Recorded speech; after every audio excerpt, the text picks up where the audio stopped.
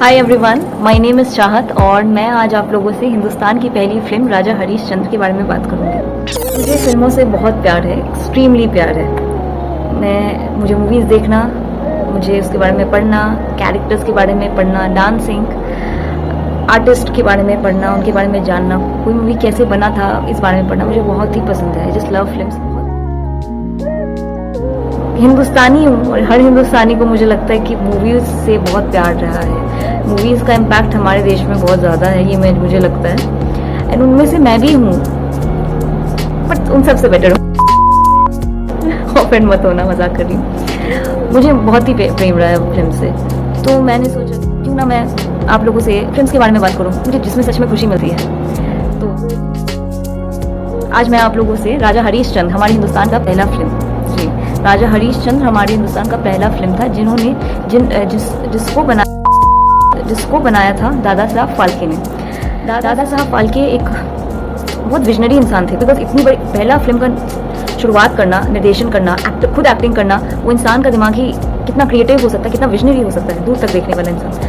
और उनकी इन सोच से आज वो एक फिल्म बनाए थे, आज कई फिल्म बनते हैं। आई थिंक लाखों फिल्म बनते हैं हर साल में, या हज़ारों फिल्म बनते हैं हिंदुस्तान में। आई थिंक 1 से 2000 तक हर साल फिल्म्स बनती है, हर साल। इमेजिन 1000 से लेकर 2000 तक, बहुत ही बड़ा अमाउंट है। तो जहाँ इतनी सारी मूवीज़ प्रोड्यूस हो रही है, बन रही है, उसका मतलब क्या है? उसका डिमांड भी बहुत है, मूवीज़ देखना लोगों को बहुत पसंद है। तो जी, Dadasaheb Phalke is also known as the father of Indian cinema. Father of Indian cinema मतलब वो हिंदुस्तान के सिनेमा के जनक कहलाते हैं, महाजनक ही बोलेंगे शायद, जनक कहलाते हैं वो। He is a parent, he is a father, क्योंकि उन्होंने वो पहली फिल्म, हमारी हिंदुस्तान की पहली फिल्म राजा हरीशचंद्र का निर्देशन किया था, उसे बनाया था, वो खुद भी उसमें एक्ट किए थे। उस मूवी को बनाने में इतनी प्रॉब्लम्स उन्हें फेस करनी पड़ी थी। जब भी आप किसी भी चीज़ का शुरुआत करते हैं, तो शुरुआत करने में सभी को बहुत ही हार्डवर्क करना पड़ता है। आई थिंक डबल हार्डवर्क करना पड़ता है, डबल रिसर्च करना पड़ता है, एक्टर्स ढूंढना, प्रोडक्शन, लॉजिस्टिकल्स, सब ये चीज़ों को तैयार करके एक मूवी बनती है। लोकेशंस, कॉस्ट्यूम, आजकल के ज़माने में तो चलो इतने सारे कॉस्ट्यूम डिज़ाइनर्स हो गए हैं, उस ज़माने में भी होंगे, क्रिएटिव लोग मैं बोल रही हूँ। बट उन सबको एक साथ लाना और एक फिल्म बनाना, और ऐसा फिल्म बनाना कि जिससे हमारी हिंदी सिनेमा की शुरुआत हो जाए पर्दे पे, और हम हर साल 1 से 2000 फिल्म्स प्रोड्यूस करें। That is a very huge amount, अगर आप लोग देखोगे उसे। तो जब दादा साहब फाल्के ये मूवी बना रहे थे, उससे पहले उसके दौरान ही प्लेग भी आया था बीच में। प्लेग 1900 में आया था, और उस दौरान उनकी जो वाइफ, उनके बच्चे की मौत हो गई थी। तो ऐसा नहीं है कि एक मूवी इंसान बना लिया और बना लिया है, नहीं, उनके पर्सनल निजी ज़िंदगी में कोई प्रॉपर परेशानियाँ नहीं आई, कठिनाइयाँ नहीं आई, बहुत ही कठिनाइयाँ थी उनकी पर्सनल लाइफ में। एक फैमिली मेम्बर को खो देना बहुत बड़ी चीज़ है, क्योंकि हम जिनसे प्यार करते हैं उनसे थोड़ी देर के लिए भी दूर नहीं रह सकते। और इमेजिन उसको ज़िंदगी में खो देना, जब ज़िंदगी भर के लिए खो देना, जब आप इतनी बड़ी फिल्म बना रहे हैं और साथ में वो ना हो। तो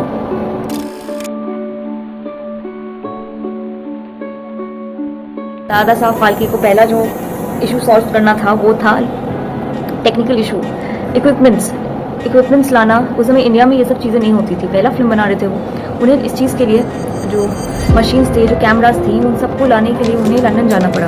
ऑल्सो फिल्म मेकिंग, उन्हें ये फिल्म मेकिंग, डायरेक्शन, ये सब नहीं आता था, सीखना पड़ा। बहुत सारी चीज़ें ज़िंदगी में हमें, आज मैं भी कैमरा एक वीडियो बना रही हूँ तो उसे सीख रही हूँ, उसी तरीके से उन्हें भी सीखना पड़ा था। वो उस चीज़ के लिए लंदन गए थे।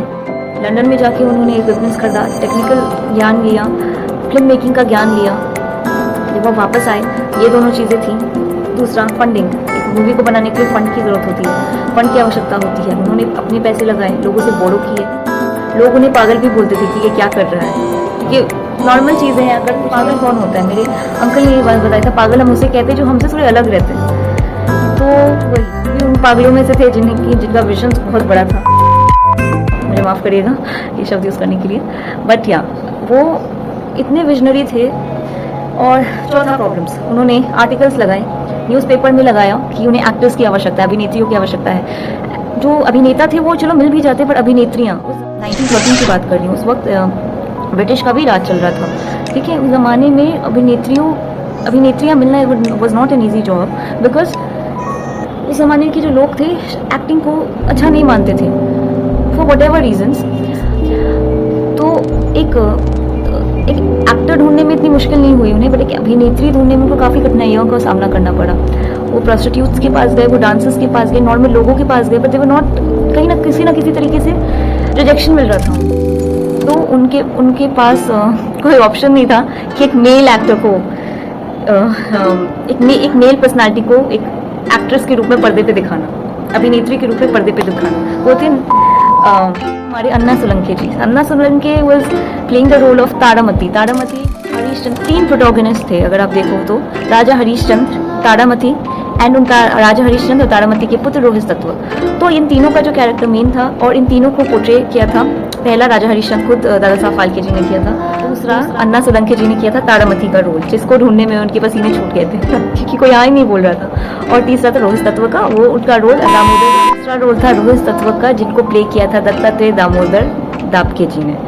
तो ये 3 कैरेक्टर्स थे, उसके अलावा भी बहुत सारे लोगों को हायर करना पड़ा था। चौथा चीज़ था लोकेशन, लॉजिस्टिक, कौन सा लोकेशन होगा, कॉस्ट्यूम क्या पहनना होगा, ये सब तय करना, एक जगह से दूसरी जगह जाना, लोकेशंस ढूंढना, कॉस्ट्यूम डिज़ाइन करना, बहुत सारी चीज़ें थी। मूवी को बनाने के लिए काफ़ी चीज़ें लगती हैं। और 5वां, सब तैयार थे लेकिन एक्टिंग सिखाना, सब किसी को कोई भी प्रोफेशनल एक्टर्स नहीं थे उनमें से, वो सब नए थे, उन्हें एक्टिंग नहीं आती थी और उनको दादा साहब फाल्के ने एक्टिंग सिखाई, एक्टिंग की उन्होंने, वो खुद भी सीखे, दूसरों को भी सिखा रहे हैं, खुद भी सीख रहे हैं। तो वो पूरी तरीके से एक नई फिल्म का नई चीज़ थी। आई एम वेरी प्राउड, मुझे ऐसे लोगों को देख के बहुत ही प्राउड होती है जो एक विजन रखते हैं कि वर्ल्ड को एक नया चीज़ देना चाहते हैं जो बेनिफिशियल हो। उन्होंने मैं आपको आंसू आ गया बिकॉज मुझे ऐसे लोग बहुत ही ज़्यादा पसंद है जो बहुत विजनरी होते हैं, बहुत ऊंचे तत्व का सोचते हैं कि हम क्या दे सकते हैं दुनिया में अपने तरफ से, और वो वही थे। जब दादा साहब फाल्के, ये तो मैं बताना भूल गई कि वो फिल्म बनाना क्यों चाहे। उन्होंने एक मूवी देखी थी, एक फ्रेंच मूवी थी, द लाइफ ऑफ क्राइस्ट। एक क्रिश्चियंस के जो देवता हैं जीसस, उन पे बनी हुई थी। वो उस मूवी को देख के इतने ज़्यादा प्रभावित हुए कि उन्होंने सोचा कि अगर ये लोग बना सकते हैं तो हम क्यों नहीं बना सकते, क्या हम भी अपनी एपिक्स, जो ग्रंथ है, जो हमारी स्टोरीज़ है, जो हमारे देवता हैं, उनकी स्टोरीज़, जो हमारी दुनिया है, हमारे लोग हैं, उनकी स्टोरीज़ हम उन्हीं तक पहुंचा सकते हैं या नहीं। महाभारत हो, रामायण हो, हरिश्चंद्र हो। तो उन्होंने सोचा कि मैं भी कुछ करना चाहता हूँ, मैं भी लोगों तक हमारे ग्रंथों को, हमारे कल्चर को दिखाना चाहता हूँ कि वो भी कर सकते हैं, हम भी कर सकते हैं। ये थे दादा साहब फाल्के जी, और ये था पहला मूवी में बनाने में दिक्कत। एक और दिक्कत दादा साहब फाल्के ने जो मैं आपको बताई थी अभिनेत्री का, उसमें कहानी ये था कि दादा साहब फाल्के को अन्ना सोलंके के एक रेस्टोरेंट में मिले थे। उनका अन्ना सोलंके का जो सैलरी थी वो थी 10 रुपये, ठीक है। जब दादा साहब फाल्के ने अन्ना सोलंके जी को देखा तो नॉर्मली उनका जो फीचर्स था वो ज़्यादा मैस्कुलिन नहीं था, फेमिनिन था। उनके हाथ काफ़ी स्लेंडर थे, तो उनका थोड़ा बॉडी स्ट्रक्चर भी काफ़ी फेमिनिन था। वो विजनरी इंसान थे, तो इमेजिन भी कर सकते थे कि ये आदमी मेरा कैरेक्टर कर सकता है, और मेरे पास कोई ऑप्शन नहीं था। No female person was ready to do the character. तो उन्होंने सोचा कि इसको मैं एक्ट्रेस बनाऊंगा, इसको मैं अभिनेत्री, इसको मैं तारामती का रोल दूंगा। तो उन्होंने कैसे ना, वो गए सोलंके जी के पास, उन्होंने कैसे ना कैसे करके उनको कन्विंस कर लिया। उन्होंने कहा कि आपको तो 10 रुपये मिलते हैं, उन्हें 10 रुपये मिला करते थे, और दादा साहब फाल्के ने कहा कि मैं तुम्हें 15 रुपये दूंगा। तो अन्ना सोलंके जी ने भी सोचा होगा कि क्यों नहीं, बिकॉज इवेंचुअली एक्टिंग तो दूर की बात है, हम सब सर्वाइव कर रहे हैं ना, पहले सर्वाइवल के लिए कुछ चाहिए हमें अपनी ज़िंदगी में। पैशन तब आता है जब आप सर्वाइव कर पाते हैं। सर्वाइव करने के लिए दुनिया में मनी, शेल्टर एंड फूड चाहिए, एंड किसी का साथ, चाहे भगवान का हो, खुद का हो, या किसी इंसान का हो। तो ये था कहानी।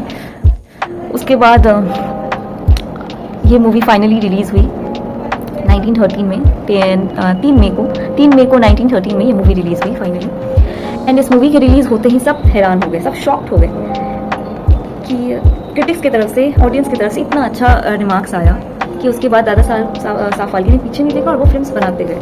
खैर वो अलग बात है कि उन्हें और भी लाइफ में काफ़ी अप्स एंड डाउन्स या सक्सेस मिली होंगी, बट ये थी पहली फिल्म की पहली कहानी जो मैं आप लोग को सुना रही हूँ।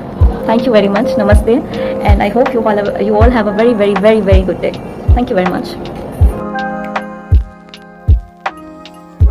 फाल्के के जन्म को आज 154 ईयर्स हो गया, 154 ईयर्स के हो गए हैं। 30 अप्रैल 1817 का जन्म था उनका, 70 का जन्म था। उस वक्त ब्रिटिश का राज चल रहा था, 3 में 1913 में हमारी राजा हरिश्चंद्र जी। काफ़ी चीज़ें लगती हैं। Logistics is very important. Location to location, location ढूंढना, प्रॉप्स ढूंढना, कॉस्ट्यूम्स ढूंढना, मैनेज करना, सभी बहुत ही बड़ी चीज़ है ये चीज़। प्रोडक्शन कंपनी, प्रोडक्शन के लिए इतनी सारी चीज़ें लगती हैं, वो सब ढूंढना, तो इट इज़ नॉट।